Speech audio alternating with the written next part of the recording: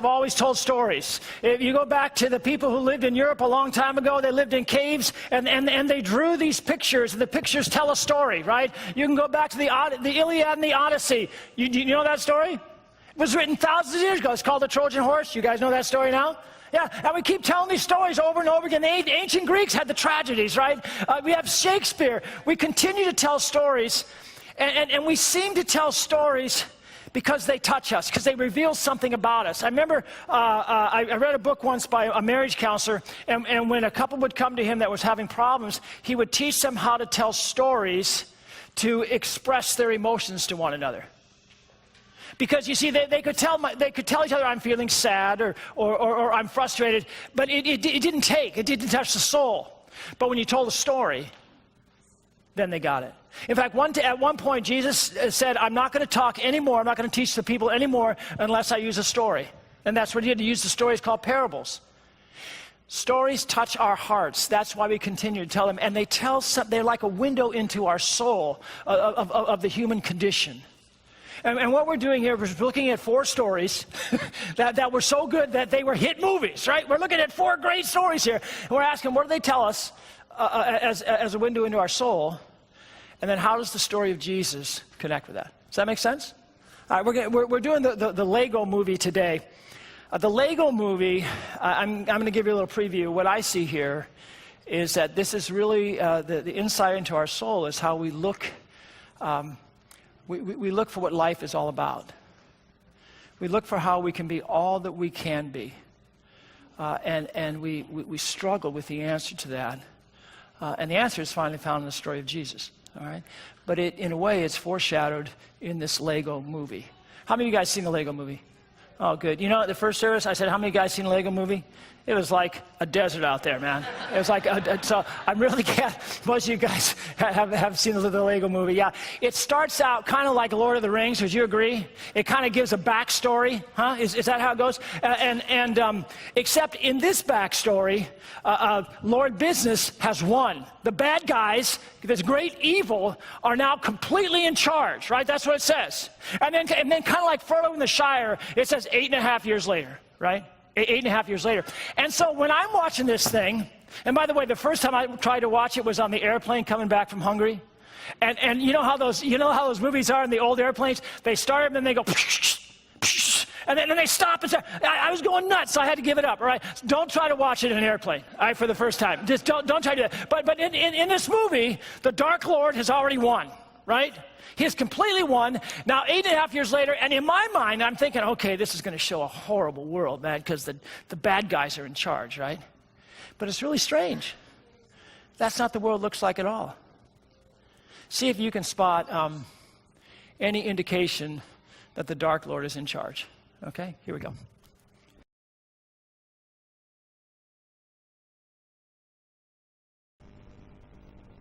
Everybody seems happy, right? I mean, the sun is shining. It's a perfect world, right? And then he gets up, he's got a smile on his face. He says, okay, this is what I want to do with my life. Go put that up for me. This is what I want to do with my life. I want to fit in. I want to have everybody like me. And I always want to be happy. Sounds good, doesn't it? Did you kind of get uncomfortable with that? Did you kind of go, well, yeah, but what about you, right? I mean, what do you look like? What are you as an individual? Did you kind of get that? Huh? Yeah, because he wants to fit in, have everybody like him, and always be happy. And there's instructions for this. There's rules for everything. They got zillions of rules, right? It starts like this. Breathe. You're kind of like the old Jack LaLanne, right? That's a good thing to do. Breathe, right? You feel better. Get the eye. Breathe and greet the day smiling. Have a good attitude, right? Good morning, city. But that's not bad, is it? Exercise. Well, that's all. I like to exercise, right? That's good. Yeah, that's good stuff. And shower. Well, you don't want to stink, right? You don't want to, after all, right? And they got all these rules, step by step by step. And then it comes to, I think it's rule number 9. Go ahead. It says, eat a complete breakfast with all the special friends in your life. Did you notice something? He had a stinking plant next to him on the couch, right? There were no special friends. There were no relationships in his life. He was isolated. He was alone. And even though he touched all these people, as we'll see in just a moment, even though everything was happy, and he had nobody. You see, when we live according to the rules, and that's all we know, and we think that's what life is about, and somehow we think we'll get self-actualized by keeping the rules if we just keep them good enough, huh? We end up alone and isolated. When we somehow make it all about the rules with our children, we isolate ourselves even from our children, huh? Smile on his face, and he's got no one there, huh? The movie really drives home this point. All right? I'm going to show you a little bit more about the rules and about that's what it's all about, is keeping the rules, and you'll find yourself and what life's all about. You'll find the truth in keeping the rules. Here we go.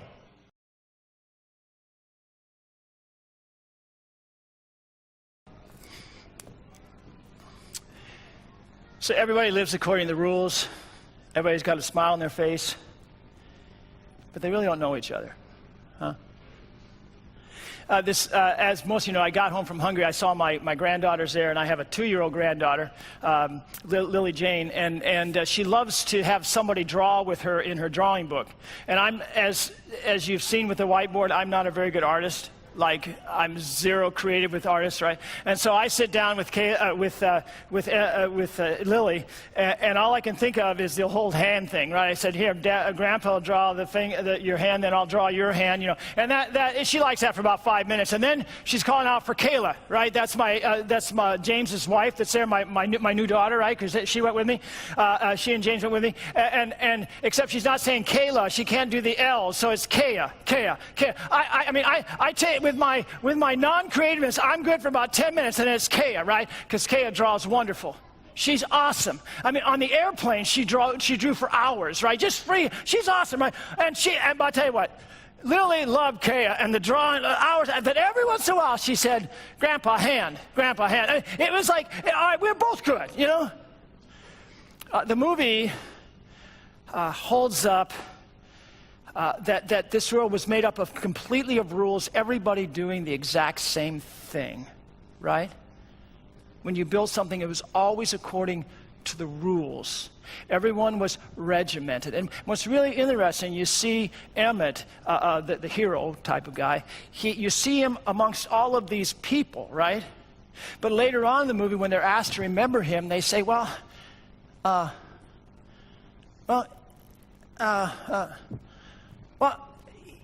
he was kind of like nothing. Right? He's not. Why? Because he was no different from anyone else, and he just lived according to the rules. You see why it says the bad guy's in charge here? That would kind of take away our humanity, right? We struggle with that, right? But there's another group, and they've had to go underground, right? They're the master builders. They're the ones that are kind of like Kaya, all right?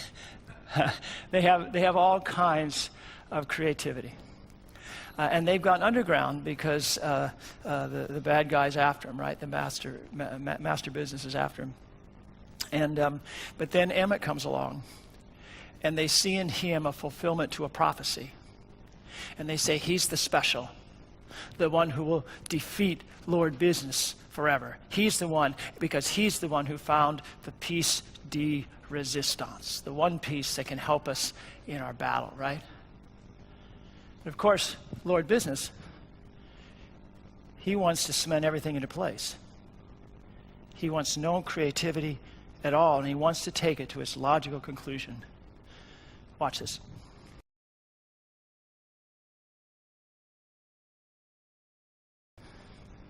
Yeah, I'm getting ahead of myself, but I don't want to miss saying this right here.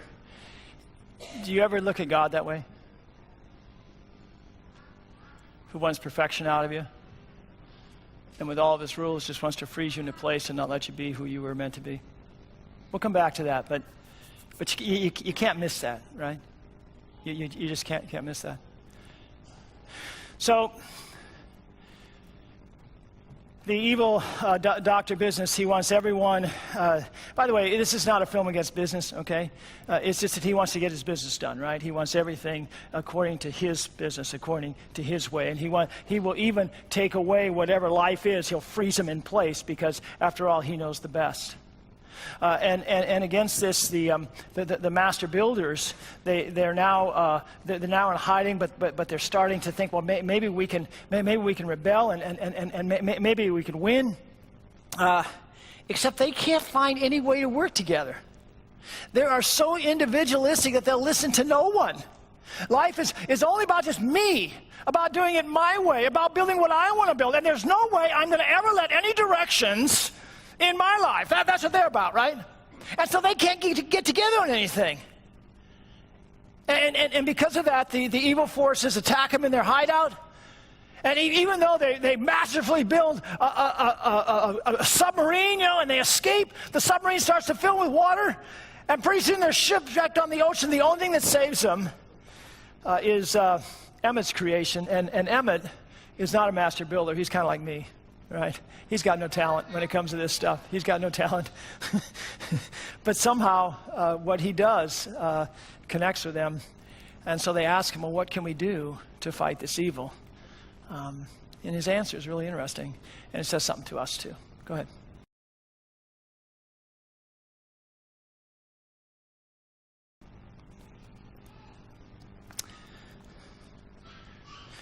So here's dumb, stupid Emmett, right? And he comes up with the one idea that saves him. And so they ask him, what can we do to fight this great evil? And he says, you guys have to come together. A bunch of individualists, and they have to come together, and they've got to do something according to a plan. Man, it's hard on them. It's just you heard him say a plan. Oh my gosh, a plan. I don't want any chains on me. I can't be myself if I just can't do whatever I want to do, right? And yet when they come together, when they put themselves in each other's hands, and when they follow a plan that makes sense, they've got a chance. They've got a chance to fight this great evil. And it looks like they're going to do it. They build a spaceship. They go to the headquarters, they invade it, everything looks great, right? They're going to put the cap on the Kragle. That's crazy glue to you guys who didn't get that, right? And the piece de resistance is the cap to the glue. It looks like they're going to achieve it all, and they're going to save the world, right? But then the bad guys win. Lord Business is completely in control, and he's just about to glue Emmett in place when Emmett brings out his secret weapon. And this is the key to everything.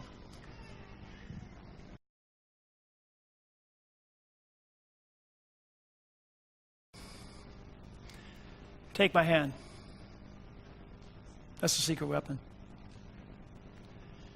It's called relationship. Relationship is what makes us everything we can be.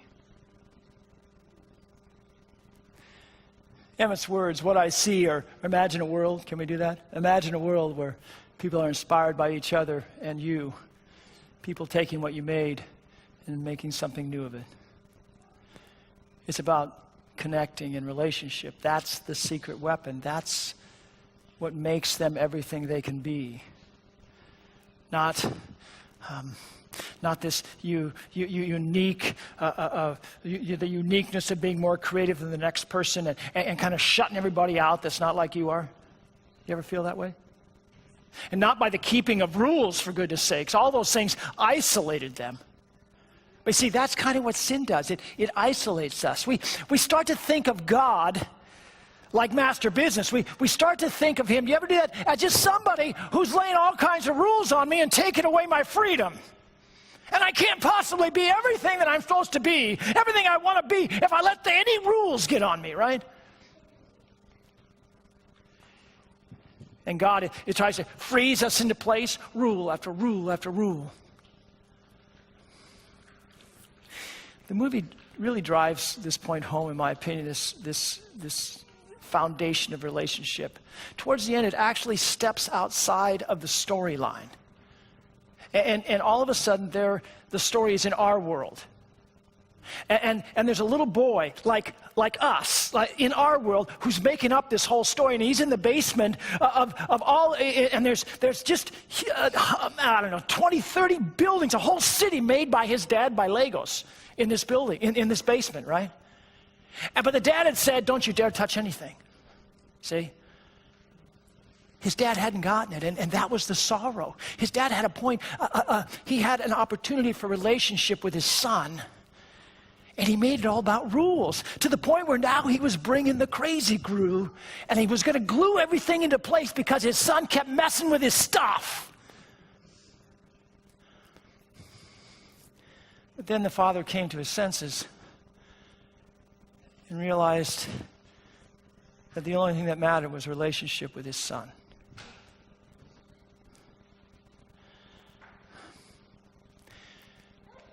God offers us relationship in Jesus Christ. That's what this is all about. He whispers to our hearts, it's not about keeping rules. Where have you made your relationship with God about keeping the rules? You know, I've read a number of devotionals lately, and they say at night, they say, yeah, go ahead and examine your life and see where you fouled up and make sure you confess those things, as if you got this little checklist of rules. That's not where relationship with God is found. Relationship with God is found in Jesus Christ. In the fact that he took care of all of us. He in a sense, paid the price for all the rule breaking. And he made it possible to have life the way it was meant to be in this relationship with him. I'm reading the Gospel of John right now, and belief in that gospel, the word belief, the word faith, is always about just trusting God at his word. God loves you so much that he created you to have relationship with him, to know him intimately as he knows you.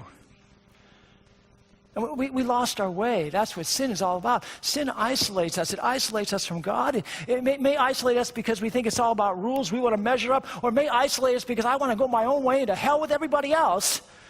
But it either isolates us that way from God, and or it isolates us from one another. Because we make our relationship about keeping the rules, or our relationship with somebody else isn't very important because it's all about me. Right? But life was meant to be about relationship. That's the one truth I want you to take home. That the truth of God is that he comes to touch your heart by his Spirit with Jesus, so that you might know him personally and trust him in that perfect relationship of love, and through him to have a relationship with one another. That is where we can be all we are meant to be.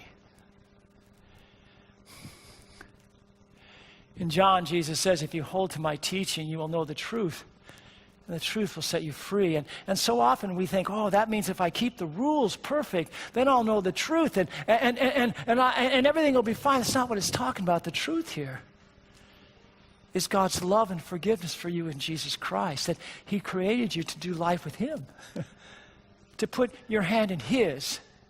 It's a secret weapon, man. It's a secret weapon.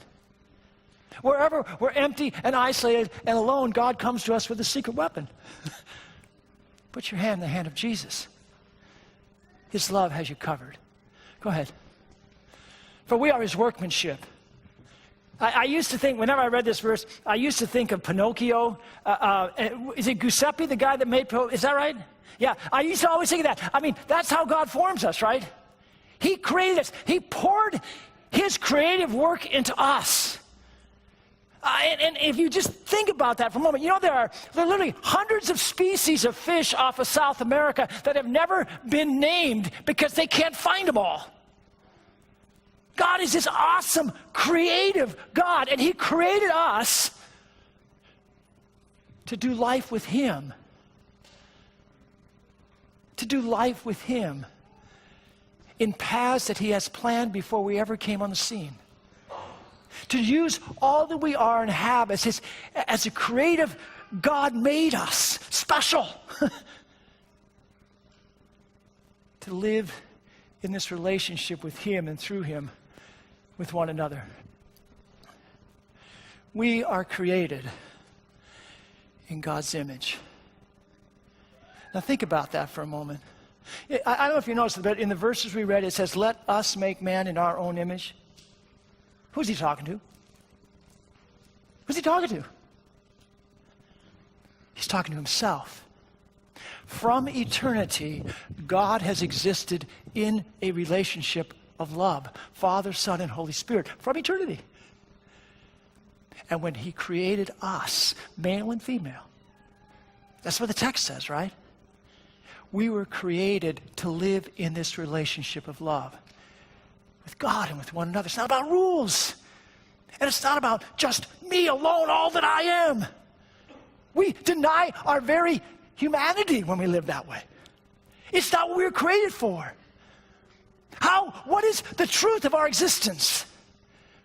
That we finally find ourselves in relationship with God in Jesus Christ. And we find ourselves as we pour out ourselves in loving relationships with one another. We're created in his image.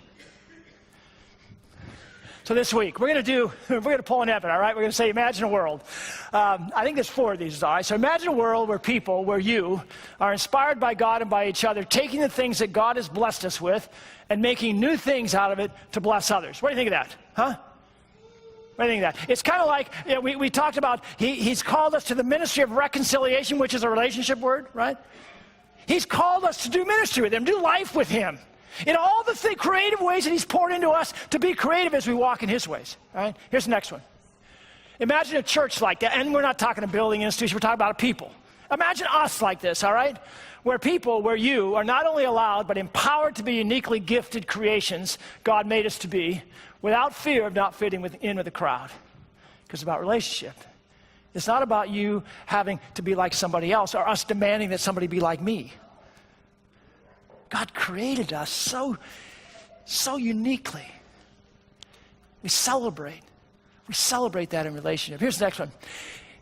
Imagine a church where you recognize the important truth that God has given you a heart. This is my favorite, I think. Has given you a heart, soul, mind, and strength. Not to check him at the door when you come and when you go, but so that you would live your life in relationship with Jesus, totally devoted to him, fully utilizing those gifts he has blessed you with. We don't check our humanity at the door coming and going. Last one here. Imagine a world where God's people that he created, where you are able to be creative for him and through him and with him. So the things we create don't just have our mark and thumbprint on them, but bear also the very fingerprint of God. Isn't that awesome? For such is the power of relationship in Jesus. Amen.